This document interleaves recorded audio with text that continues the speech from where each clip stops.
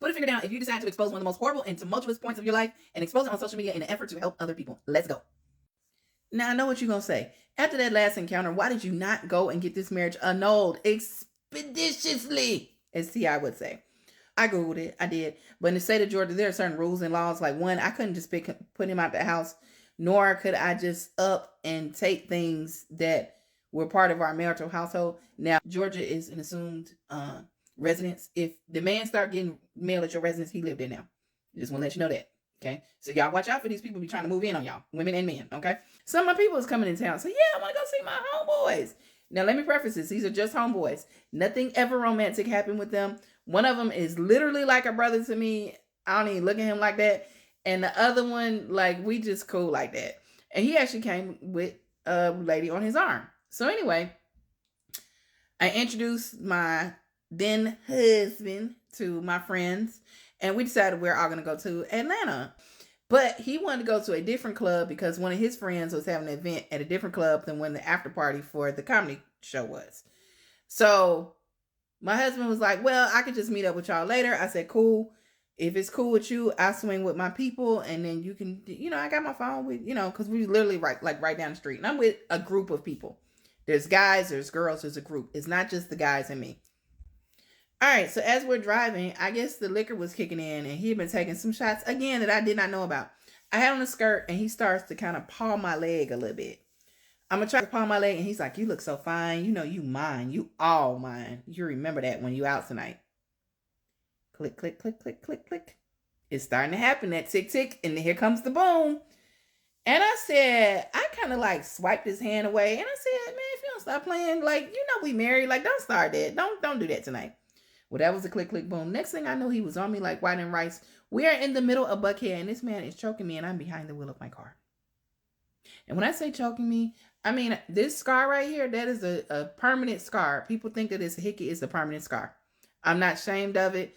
I'm not afraid of it. It's something that happened. It's something I made it through. So you can't shame me with me, basically.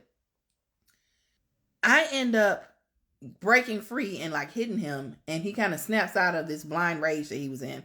I had my foot on the brake. We're in the middle of this crowd of people, club night in Atlanta, and somebody says, stop, man, and reaches in the car. He snaps out of it, bails out of the car. I drive down the street to a fire station, and I said, please help me. My husband attacked me. And the guy looked at me and said, she's got a bunch of bumps and bruises. She's probably just another drunk girl. Don't worry about it. Anyway, I end up speeding down Peachtree Street, and I get pulled over. This was just not my night. I'm distraught. Now, keep in mind, our friends were behind us in the car, so they have lost us in traffic. They don't know what has happened. They don't know that I've been attacked. They just thought that we dipped and ditched them in traffic and got lost in all the traffic. If you ever been in Atlanta on a Friday night, you know. So they're calling me. I'm not answering the phone. I get pulled over by APD. Whoop, whoop. Okay, let's just sound that up. Okay, so I pull over. I get out of the car. I don't even have shoes on because I had took my shoes off to drive. I was wearing flats at the club because I told you I had on the wedges. I'm not good in heels.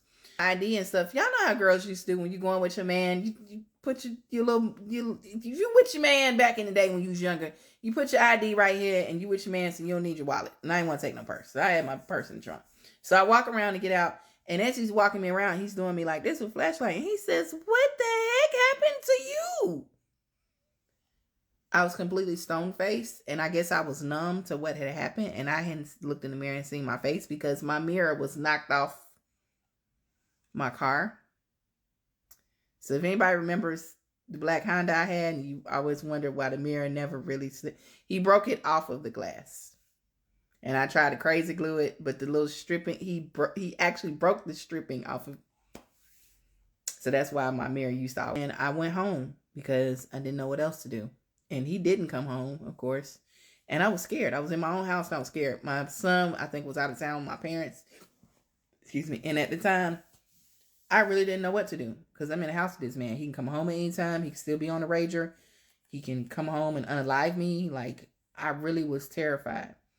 So I did what I always do. I compartmentalized. I put on a smile. And I kept it moving like nothing was happening.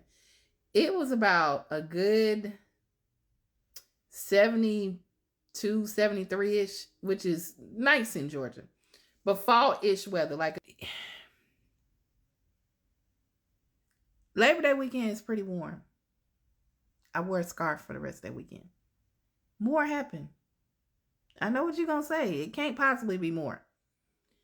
I will say this. There is more, and there is a turning point, and there is an end. Because ain't nobody got time to be, 57 doggone story times. But stay tuned for part 5.